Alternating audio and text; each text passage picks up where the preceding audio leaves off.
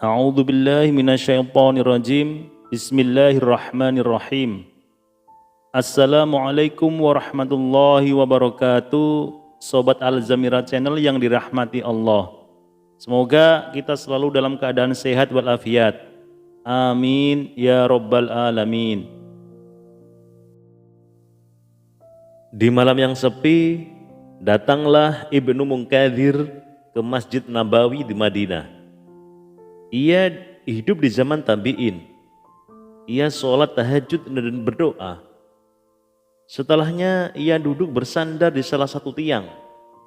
Suasana begitu gelap gulita. Tak lama kemudian tampak bayangan bergerak. Rupanya seseorang datang dan berdoa.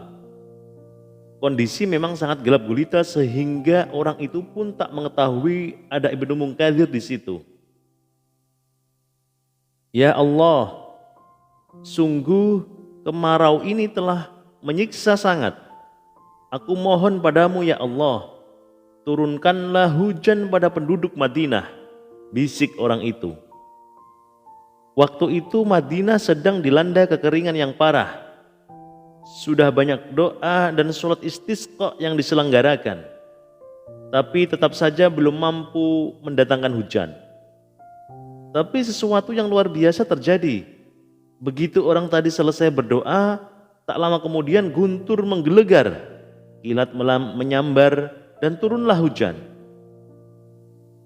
Ibnu Al-Munkadir terheran-heran. Siapakah sosok misterius tadi? Mana mungkin ada penduduk Madinah yang tak dikenalnya? Perasaan penasaran itu dibawanya sampai ke subuh hari. Waktu pun beranjak fajar dan diselenggarakanlah sholat subuh berjamaah di masjid sebagaimana setiap hari. Seusai salam, Ibnu Al-Munkadir tak mau berlama-lama. Ia bertekad untuk membuntuti lelaki misterius itu, kemana perginya dan di mana tempat tinggalnya. Benar saja, begitu lelaki itu bangkit dari masjid, Ibnu Al-Munkadir bergegas mengikutinya. Didapatinya lelaki itu menuju ke pinggiran Madinah, menembus lorong-lorong kota. Sampailah kemudian lelaki itu masuk ke rumah yang sederhana. Ibnu Al-Munkadir berhenti sejenak. Tak lama kemudian ia mendatangi rumah itu. Assalamualaikum, kata Ibnu Al-Munkadir. Waalaikumsalam, wahai Ibnu Al-Munkadir, kata lelaki itu. Bolehkah saya masuk? Masuklah, silahkan. Apakah engkau membawa sepatu untuk diperbaiki? Tanya lelaki itu. Taulah sekarang Ibnu Al-Munkadir bahwa lelaki itu berprofesi sebagai tukang reparasi sepatu dan alas kaki. Ibnu Al-Munkadir diam sejenak, lalu ia berkata, aku mendengar doamu tadi malam, wahai saudaraku. Apa yang kau lakukan untuk akhiratmu sehingga doamu langsung diijabah? Tanya Ibnu Al-Munkadir hati-hati. Tak dinyana, ternyata lelaki itu langsung berubah air mukanya. Ia tampak marah. Jangan engkau bercerita kepada siapapun dan jangan pernah lagi datang ke sini, kata lelaki itu dengan kegeraman yang tak dibuat-buat. Ia pun berkemas. Bagaimana jika aku ingin bertemu denganmu? Tanya Ibnu Al-Munkadir. Tunggu saja di masjid, kata lelaki itu. Ibnu Al-Munkadir pun segera mohon diri. Hari-hari berikutnya, Ibnu Al-Munkadir menunggu lelaki itu di masjid. Tapi anehnya lelaki itu tak pernah lagi kelihatan batang hidungnya. Akhirnya Ibnu Al-Munkadir memutuskan untuk mendatangi lagi rumah si tukang servis sepatu itu.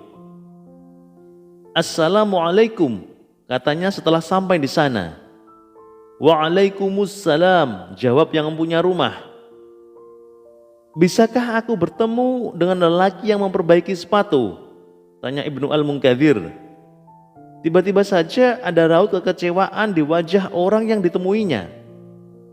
Kaukah yang bernama Ibnu Al-Munkadir? Apa saja yang kau lakukan terhadapnya dalam pertemuanmu kemarin dengannya, kata pemilik rumah. Tak ada satupun. Memangnya ada apa? Jawab Ibnu Al-Munkadir sambil balik bertanya, kamu telah membuat orang saleh di rumah ini pergi. Semenjak bercakap-cakap denganmu di pagi itu, ia pergi berkemas dan tak pernah kembali, jawab penghuni rumah. Ibnu Al-Munkadir pun pergi, mencoba mencari lelaki itu ke setiap sudut kota Madinah, tapi tak pernah ditemukannya juga. Sampai hari ini tak ada yang tahu siapa lelaki yang doanya menembus langit itu. Di banyak referensi, kisah di atas sering diulas untuk memberikan pelajaran tentang keikhlasan. Lihat bagaimana lelaki itu begitu khawatir amalnya diketahui orang lain. Ia berdoa dan beribadah saat sudah tak ada orang lain yang tahu.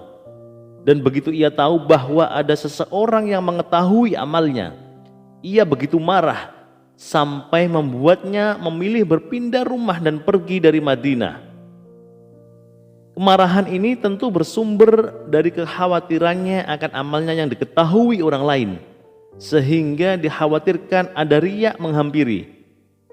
Keikhlasannya dan kehati-hatiannya dalam menjaga kerahasiaan amal ini pula lah barangkali yang menjadi rahasia makbulnya doanya, bahkan mengalahkan sholat istisqa seluruh penduduk Madinah. Hari ini di era sosial media, kita sering tidak berhati-hati menceritakan amal kita kemana-mana.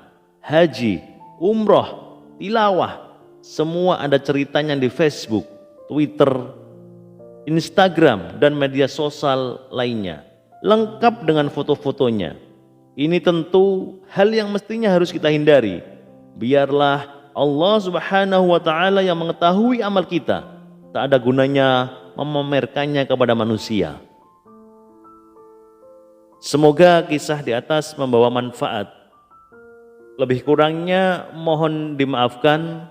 Sampai ketemu di kisah-kisah berikutnya. Wassalamualaikum warahmatullahi wabarakatuh.